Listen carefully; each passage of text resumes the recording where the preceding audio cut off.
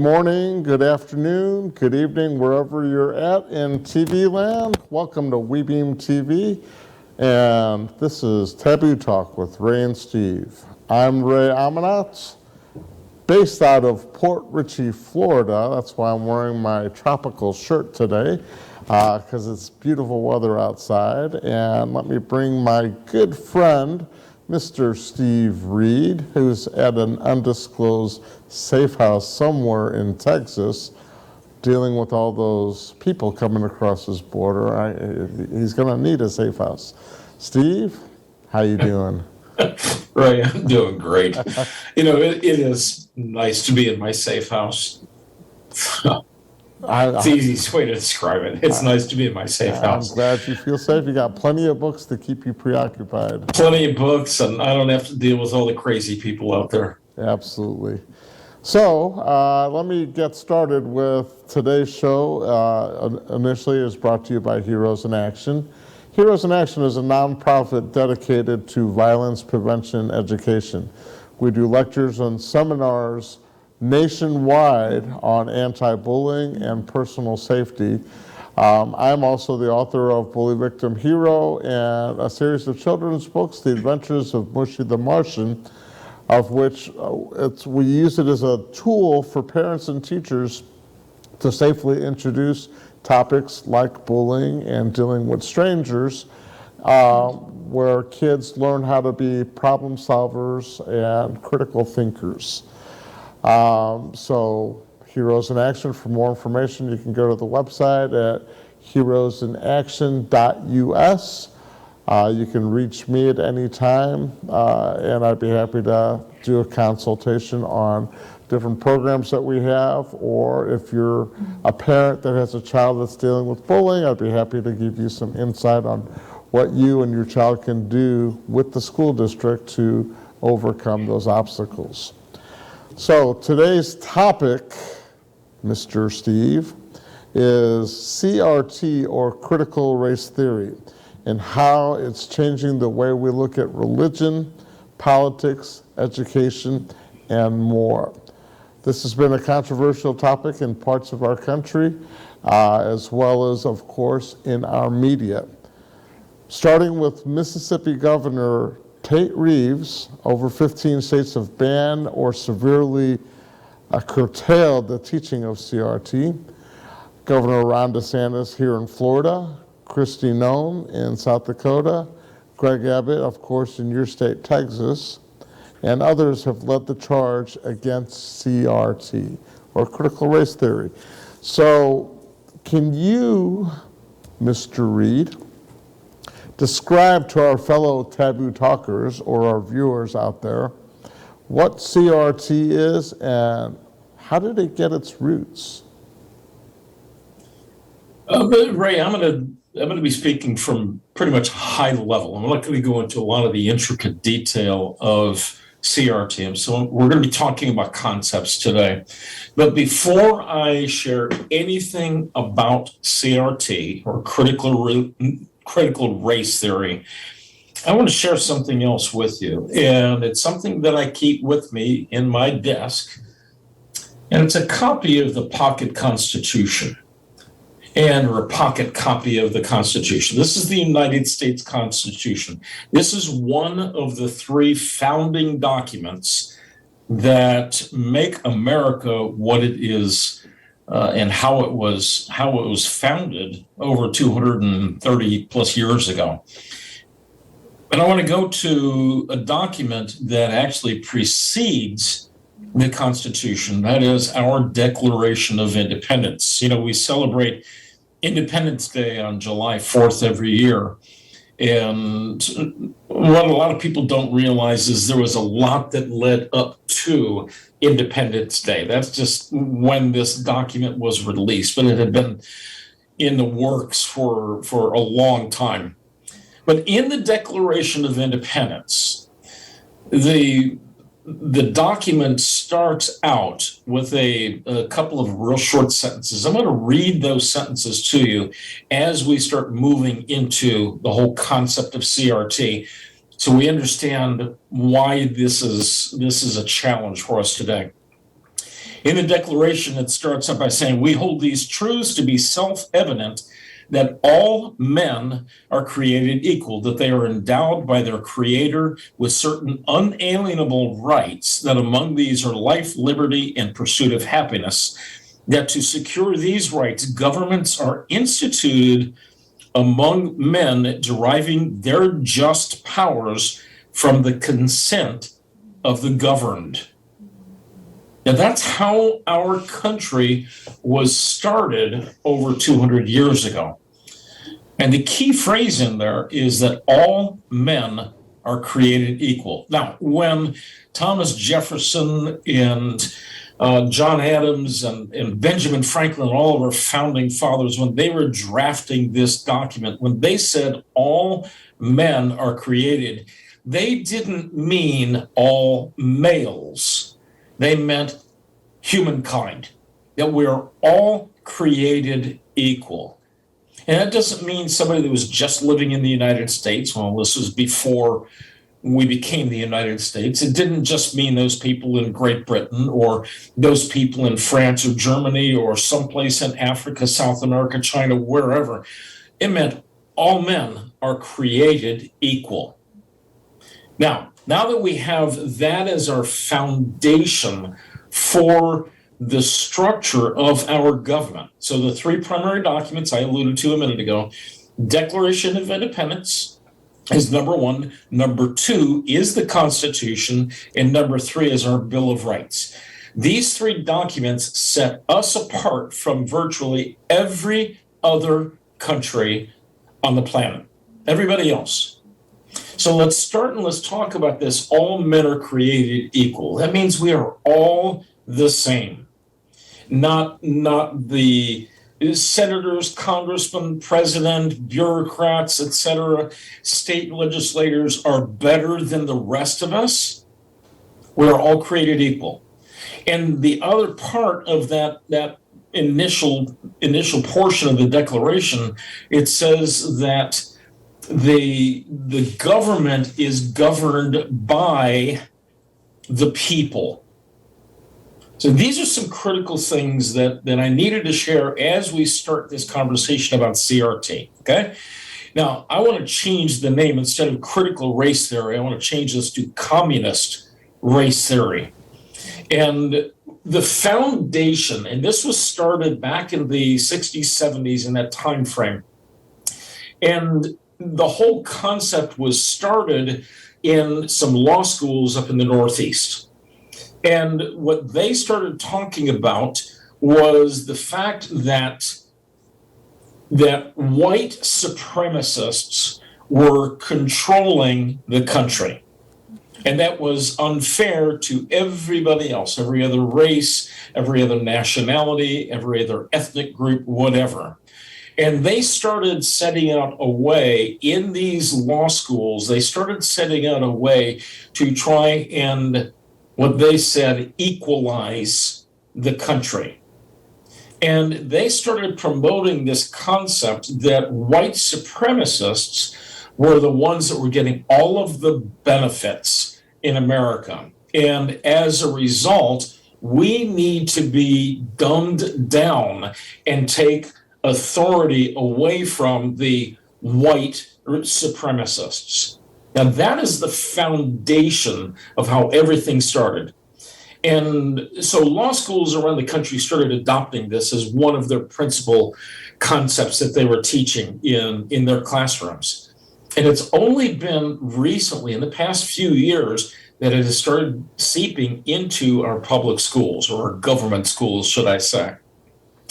And as a result, there are some schools that throughout the country that are teaching that this whole concept of white supremacy, which is hogwash, but they are starting to teach this and promote this, that we need to take rights away from a certain group of people because everybody else is being mistreated. So, right, that is the foundation of what CRT is, critical race theory, or I call it communist race theory, because it actually is derived from some concepts from Marxism, which comes out of communist Russia or Soviet Union. That's a lot to take in. I mean, Yeah, I know in the media, everyone is talking about it's white privilege, and it's separating the students, or creating a racial divide within the schools. I'm not affiliated with the schools out here in Florida since I just moved out here, so I haven't seen any of that yet. Once I start getting into the school programs with Heroes in Action, I'll be able to see more of what's actually happening. Well, we look in the media and you see parents standing up at school board meetings. There's a thing the other day on the news, especially out here in Florida, where Governor DeSantis is saying that the math program is now a CRT program, that there's a starting point, there's an ending point, and if you get the answer wrong, then it makes you feel inferior to the white privileged students. I haven't seen a lot of true examples coming out from Governor DeSantis yet, as far as math and CRT. I do know that when they came out with Common Core, that kind of just threw a wrench in our math system.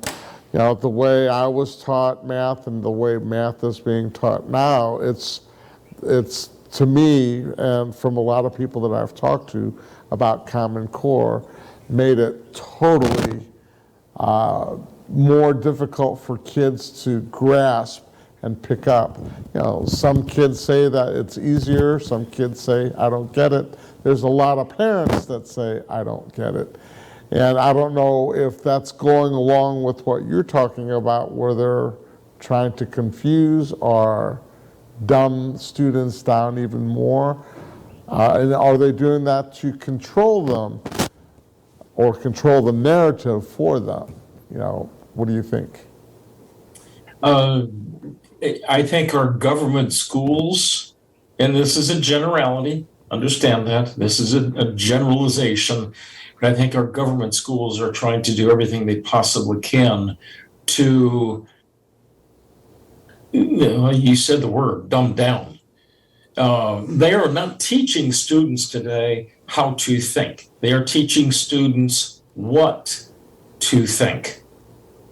And I think that's a huge mistake. If you go into a foreign country, you go to any of the Asian countries, and you're going to find that they are teaching students how to think.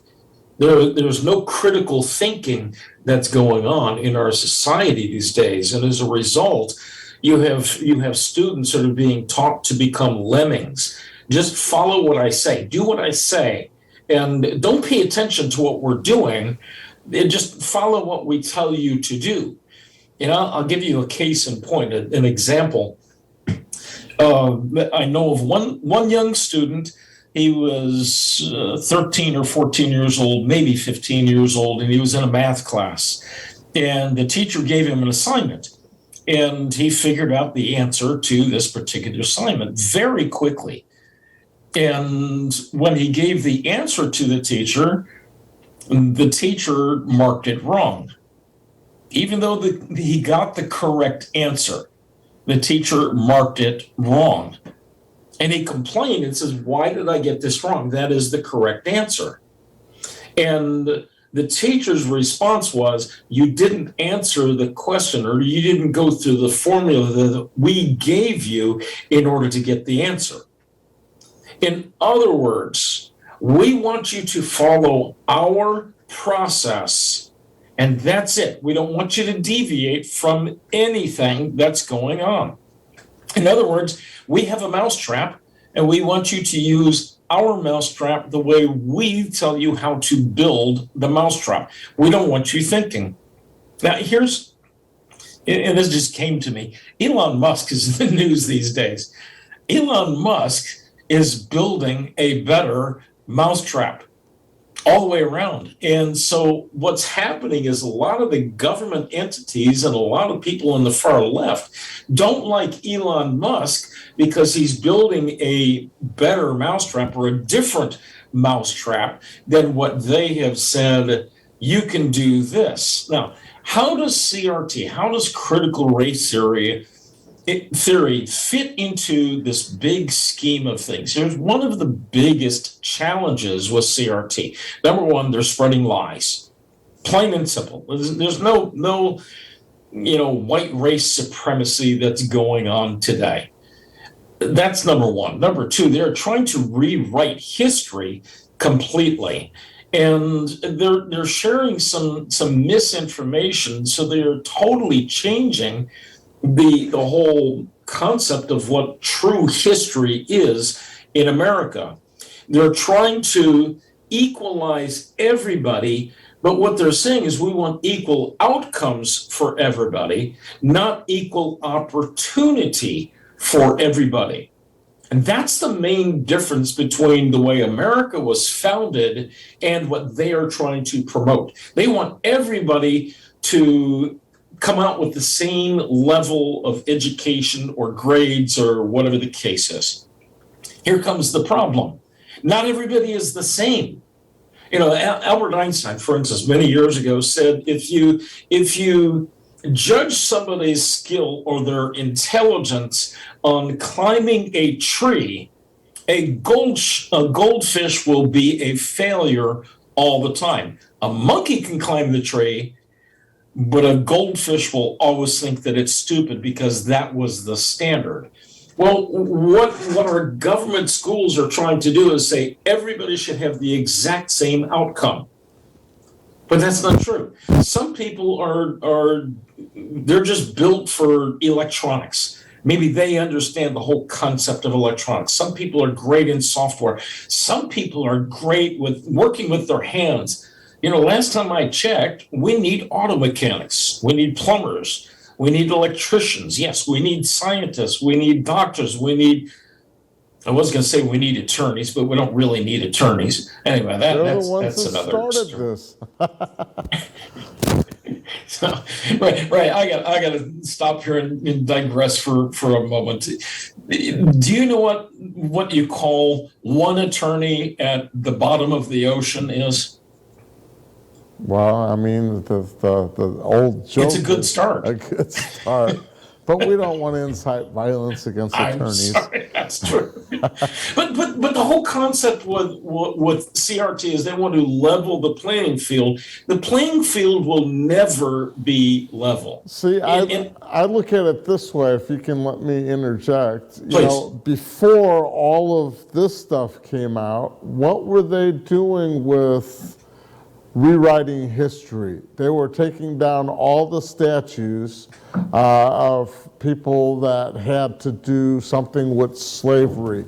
So there's pros and cons to that. For me, keeping the statues up is a reminder of where we were.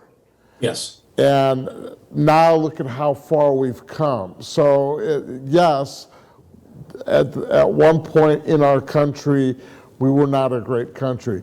We're the best country in the world right now because there's other countries that still have slavery. Absolutely.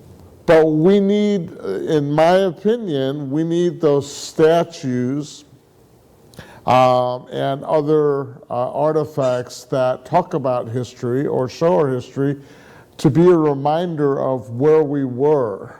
It's not something that, hey, we're proud of this statue. It's a reminder of where we were and how far we've come as a nation. But people are wanting to take those down, rewrite history, and I'm looking at this, is CRT part of the plan to rewrite history?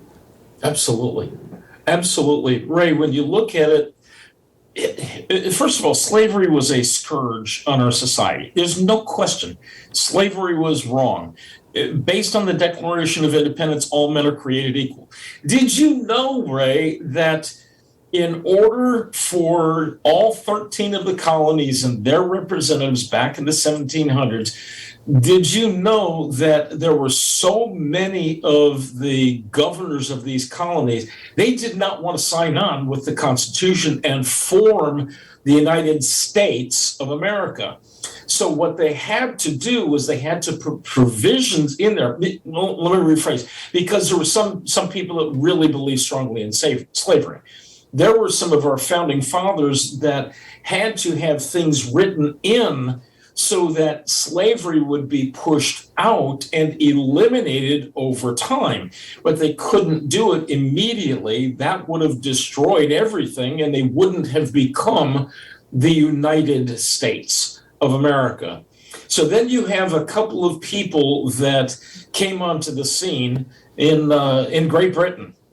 One of them is a guy by the name of William Wilberforce, and he was a congressman of their sorts in their legislature in Great Britain back in the 1700s. And there was this other guy by the name of John Newton. Now, you may have heard the name John Newton before, and you don't know why that name rings a bell. Well, John Newton was a slave ship captain, and he was basically forced into service, going to Africa, buying slaves or getting slaves from some of the African coastal countries and then taking them to the United States or Great Britain, whatever, okay? Well, along the way, John Newton had an epiphany and he stopped doing that. And then he joined forces with William Wilberforce. And as a result, those two men almost single-handedly, they had a lot of help, but they eliminated or ended slavery. And in the United States, we were the first country that really outlawed and banned slavery back in the 1860s. So do we have a blemish on our society? Yes, we do. There's no question. But we have eliminated slavery from being the norm and acceptable behavior from the way things had been done in the past. As you said a minute ago, there are a lot of countries all over the world that are still using slavery as their way of work. China uses slave labor all the time. There are a number of African countries that are still doing slave trading. And most of these countries that are doing this have communist roots or are solidly involved in communist teachings. So that is in major conflict with our fundamental principles here in the United States. And the only way we can get rid of this is to change the way people think about all of the stuff that's going on with CRT and eliminate CRT from our school systems. Right. So speaking of our fundamental principles, does CRT complement or promote conflict with everything going on in America? Ray, let's go to a classroom for a minute, and let's say you and I are in the classroom. Or let's go to a school board meeting and talk about the conflict between the school board and the absolutely. Parents. Absolutely. But if we are in a classroom and you and I are from different cultures, different races or ethnic groups, okay? I'm a Caucasian guy, okay? European descent, okay? You are from Middle Eastern descent, okay? Based on CRT, I have to have some of my privileges, my rights taken away from me because of your ethnic background, are underprivileged. And so I have to give up some of my whatever to give to you, whether you earned it or not. So CRT is saying that I am privileged and some of my privilege has to be taken away and given to you. Now, is that right? No, it's not right, and it goes with, I said this to one of my nephews a long time ago, and it was something that I had read about, and what it was you have two people that are in school. One person, he's the partier. He goes out, he's with his friends, he doesn't study, he's always out hanging out partying. And the other person is the straight A honor roll student that is in the grind, studying all the time, working hard to get good grades because they want to go to college. Well, the professor says, I'm going to take some of your A's and I'm going to give it to him so that he can keep up with you because he's making F's. Is that fair? And it's like, no, it's not fair because I busted my butt to get these grades and he's out there partying all the time. He's out there not studying, not doing anything, and comes in and doesn't even try in class or on exams. It's not fair. That's society. That's what's happening, I think, with schools. It's everyone gets a trophy. Everyone has to be treated in a way that they can all excel. But it's taken away, for me, why do I even bother? Why should I even try if you're just going to give away everything I do to someone else? Is that pretty similar to what you were trying to allude to? Right, that is spot on. That's exactly what they're doing today. Everybody deserves a trophy. No, they don't. Well, you showed up, okay? Look at a sports team. Look at a football team, for instance, football, soccer, whatever, something of that sort. When you see the guys that are on the sidelines and their uniforms are pristine, were they in the game? Not at all. Not at all. But if you see somebody that has grass stains and mud all over head to toe, they were in the game, okay? They are being rewarded based on their performance. Now, everybody gets a trophy. Everybody gets a ring if they go to the Super Bowl and so forth and so on. Everybody gets a ring, okay? But the people that outperform are the ones that get the bigger rewards. That's the way it should be. Now, I want to acknowledge if somebody comes to a competition of some, if they go to a spelling bee or a math contest of some sort. Okay, well, so we recognize they got there, but do we give them a trophy because they just showed up? No, we don't do that. You're dumbing down society in so many different ways. And the problem that we run into is, in your illustration, that person that busted his butt to get the good grades, what's he going to do next semester? He's not going to try as hard. But that's what's also happening with where like Democrats want to take money from the rich to give to the poor. Yes. But it's the rich that are also creating jobs for them so that they can become rich on their own and then be the next person that is able to provide for people that can't. It's where, why is there incentive for me to work if the government is constantly giving me money? If the government is making me rely on them for food or money, I think this is all kind of tied together. Right. One of the things that people don't talk about a lot, and I'm going down a rabbit trail for a second, bear with me. When this whole COVID thing started happening and businesses were being forced to shut down, all of a sudden, the country was on unemployment. The government just starts sending money out to people, one after another.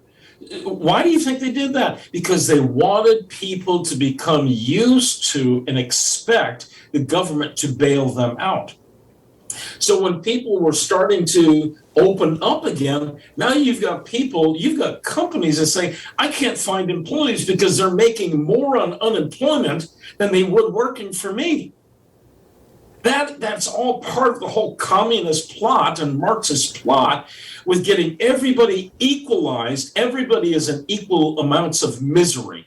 That is what the left wants. That's what the Marxists want in our society. And that's exactly what CRT is teaching, to dumb down everyone in this process. So real quick, because I don't want the government to be giving me handouts, we need to make some money. If you want to talk about our other two sponsors that we've got. I'm happy to, Ray. Because I believe in capitalism. So do I.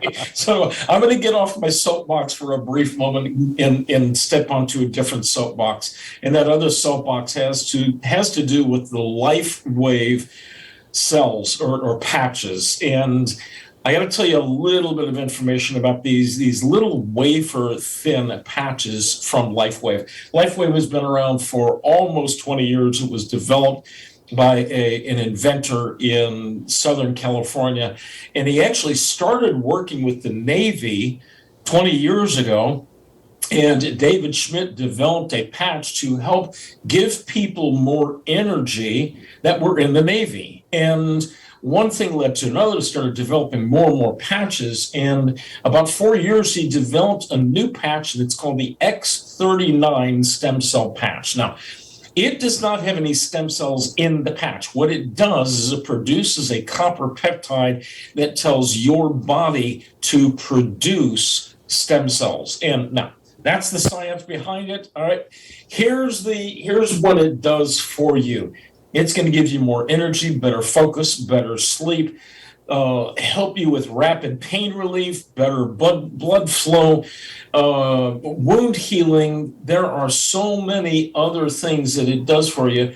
My wife made a comment to me the other day. She says, you've been using these patches. Your eyebrows are starting to come in darker than what they used to be. Why? Because my stem cells are being activated. So if you're having pain, if you're having problems sleeping, if you'd like more energy, please reach out to me. All my contact information is going to be here in a brief moment. There it is, Steve Reed at Stephen Reed Ministries. I'm an independent distributor with LifeWave, and I will tell you, it has radically changed my life. I'm feeling younger in just a very short amount of time of using these patches. And there are a whole bunch of other patches as well, but that's our flagship. So right back to you. Yeah, if you don't want to have to go through the surgery or go through the expense of doing stem cell therapies that are costly because they're not covered by insurance, this is a little bit more of an affordable way of looking at healing yourself without going through all the medicinal side of things or medical side of things. So, Steve, I know you are very strong with your religious beliefs. How does CRT conflict with the Judeo-Christian founding of America and other religions around the world? Ray, I'm not an expert on other religions. I know some basic fundamental things about most of the religions and some of the different sects of different religions and disciplines. I'm going to be speaking primarily from a Christian perspective. One of the reasons why 2,000 plus years ago, when Jesus was walking in the face of the earth, why he was so condemned and so hated by the Jewish leaders was because they were arrogant and condescending and privileged in their minds, that they were better than everyone else. And here Jesus is talking to the Gentiles. And the Jewish leaders didn't like that. Jesus was the first one that really started promoting the whole concept of we are all created equally. Black, white, Asian, Middle Eastern, whatever, doesn't make any difference. He didn't care what your race and your cultural differences were. He was willing to work with anybody. I'll give you a case in point. There's a story in the Bible that talks about Jesus meeting the woman at the well. And she was a Samaritan woman. Now, the Samaritans were half Jewish and half Persian or from that other cultural area. And the challenge came in that they were looked on as outcasts, and they couldn't really assimilate into the Jewish culture. Jesus, however, had a relationship with this, or engaged with this Samaritan woman. And people hated that. People of a Jewish culture hated that because she was considered to be less than. What is CRT doing? They're saying that not everybody is created equally, and we have to treat people differently because they are not created differently. I love what Dr. Ben Carson, brain surgeon, what he says when he was performing surgeries on an infant, whether it was in vitro or a child that had been born. When he's performing surgery, when he takes that scalpel and makes that initial incision, they bleed red blood. And that's the same thing for everyone, no matter what your race, religion, culture, ethnicity, it doesn't make any difference. CRT does not say that. CRT says one group of people is better than another, or we have to take away from one group to give to another group because they are underprivileged because of their ethnicity. And that is flat out wrong. And from a Christian perspective, Jesus was the great equalizer, saying everybody is created equally. For all have sinned and fall short of the glory of God. God sent his son into the world so that the world might be saved, not a particular culture, not a particular religious background or ethnicity. Everybody has the same opportunity. So Christianity and the Marxist mindset, or the CRT mindset, are totally incompatible, because Judeo-Christian mindset says everyone is equal, just like it says in our Declaration of Independence that all men are created equal. So how can they possibly be compatible? They can't be. Yeah, I grew up differently. My parents, as we've talked about, were immigrants from Iran, and I was raised in the Baha'i faith. And the Baha'i faith is kind of a study of all religions, and that all religions are one. Similar messages to each other. Based on my study of different religions, it is the same message. However, there are some that are extreme. There are bad apples in everything. Of course there are. So you can have good doctors and you can have horrible doctors. You can have good lawyers, horrible lawyers. You can have good people in the Christian faith, and you can have people that just will destroy the faith, give it a bad name. Same thing with race, or law enforcement. You can have good cops, and then you have that bad apple. You could have African American, Iranian, whatever race that there is. They're all generally good, and then you're going to have that one bad apple that's going to give that culture or that group a bad name. That doesn't mean all of them are bad, it's just that person.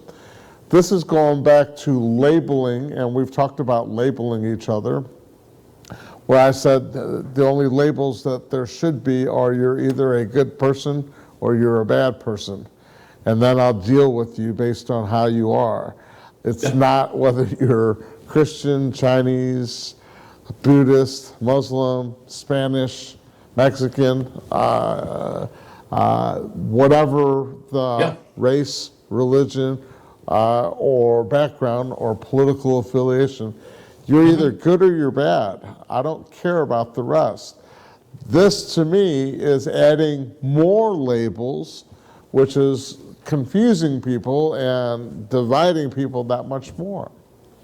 Ray, when you think about that, if we turn the clock back 50 years to Martin Luther King Jr., what was his message that he gave in his I Have a Dream speech that he gave on the steps of the Lincoln Memorial?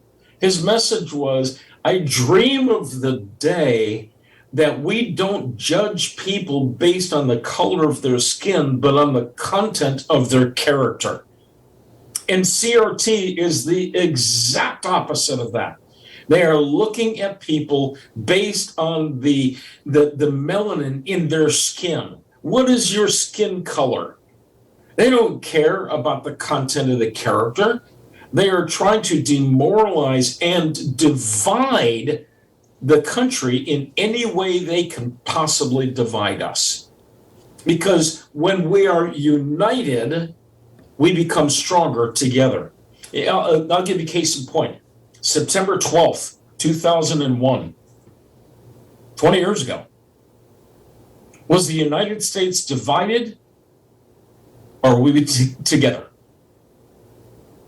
We were together on that. Yeah, totally. We had a common cause. During World War II, were we divided or we were together? We were together. We had a joint mission that we were going to defeat Nazism and imperialism and so forth, and eventually communism and whatnot. That was our joint mission. And then something happened after World War II, and more Marxist mindset and communist mindset started to infiltrate our country. And then all of a sudden we have this crazy thing, this debacle called the Korean War. And then we got into the Vietnam War. And you have people that were sent on a mission, and they didn't know why they were sent on this mission over to Vietnam. They had no clue. And they came back 2 or 3 years later being called baby killers. And the country was so divided, we finally started coming back together. And then over the past 10, 15 years, we have become so divided, and it starts from the top. And when you stop and think about it, you have people that were trying, and I'm going to be political here for a second, but the left is trying to divide us any way they possibly can. But then you have someone like a Donald Trump that comes along and says, I want to level the playing field for everybody. I want everybody to be able to achieve more. I want to make America great again. And the left hates that, because the left doesn't want America to be great. They want us to be a socialist country, just like Venezuela.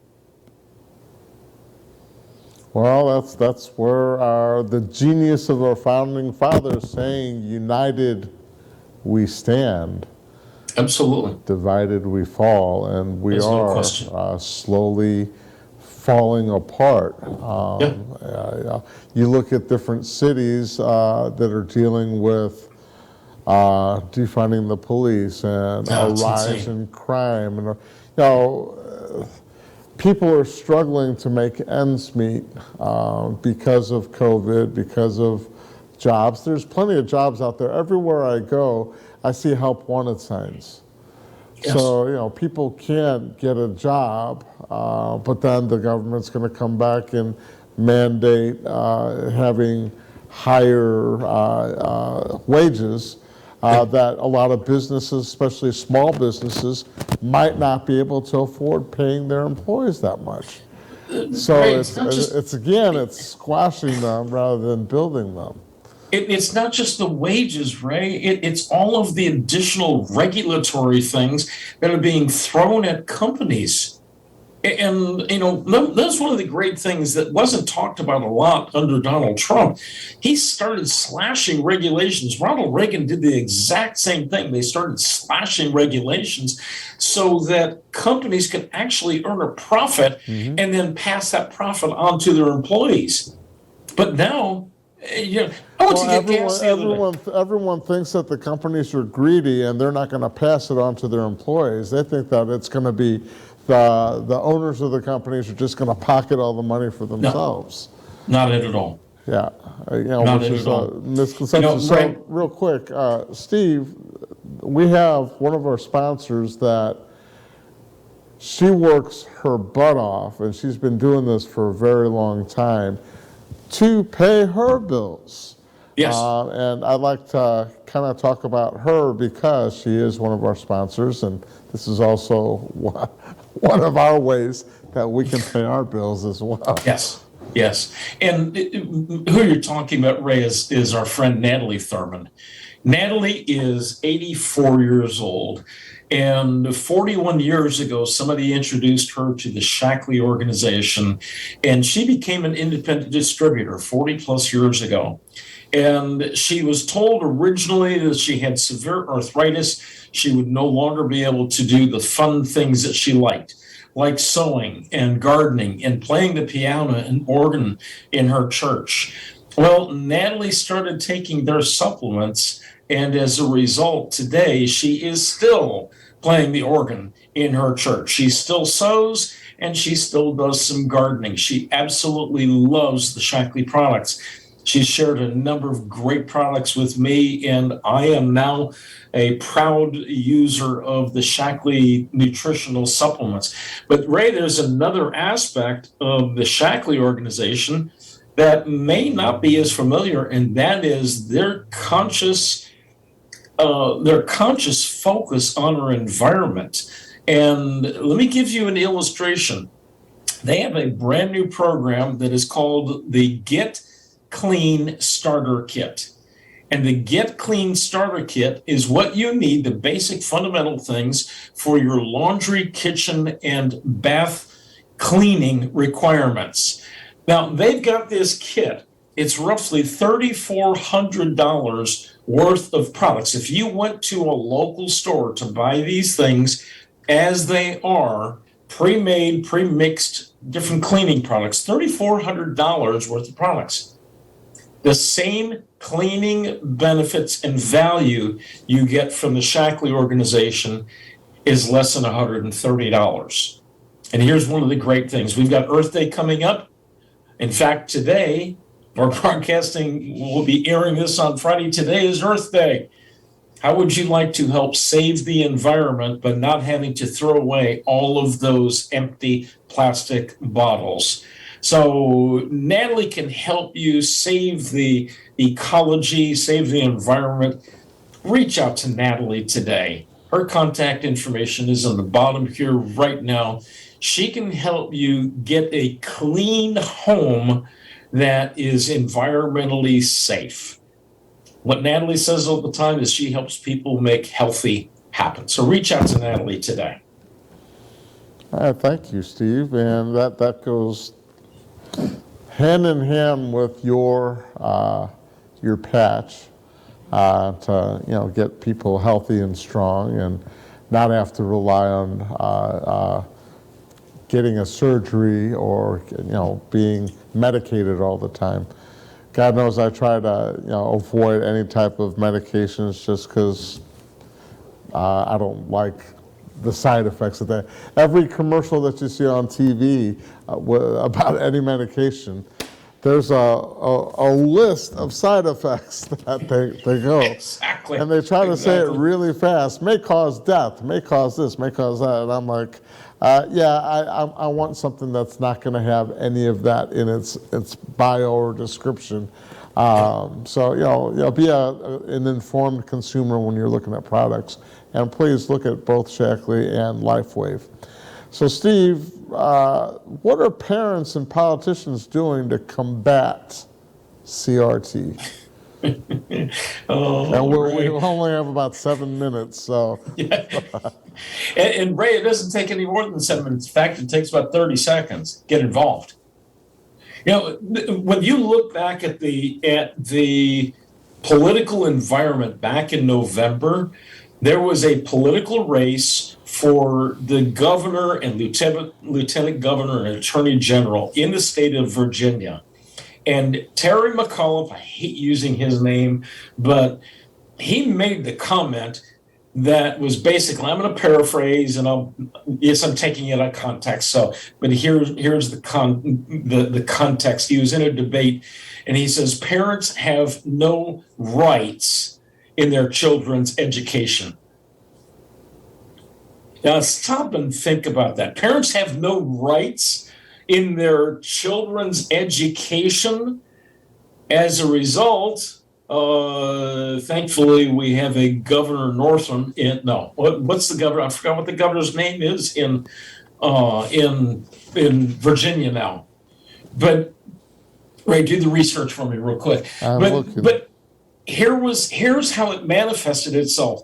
There were some parents that got wind of some of the CRT that was being taught in schools in Northern Virginia in Loudoun County, and these parents confronted all of the board members for the Board of Education, and they hated that so much that they managed to convince the Attorney General for the United States to sic the FBI on parents who would dare stand up to all of these bureaucrats in the Board of Education.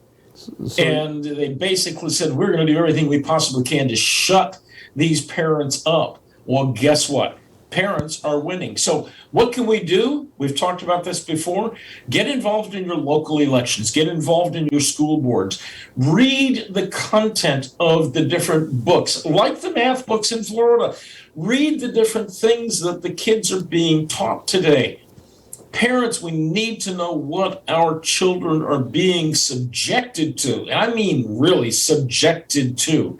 Instead of us just going along to go along or get along, we got to know what's going on. We've got to know. We've got to be involved at the local level. This is not something that's coming out of Washington. This is every state, every county, every city in our country that is trying to push this whole CRT nonsense on our children. What's going to happen when these kids get out of school? They're going to start looking at people from a racial perspective instead of looking at a content of character perspective. We've got to stop this dead in its tracks as much as we possibly can. We've got to get involved. You were thinking of Governor Glenn Youngkin. Yes, thank you very much. Northam was the previous governor. Yes. Thank you. Yes. So a couple websites that you did your research on that if our Taboo talkers or viewers out there want to do a little of their own research, and we always recommend, fact check, do everything that Absolutely. you can. One of them is Bitly. If you could put that one up.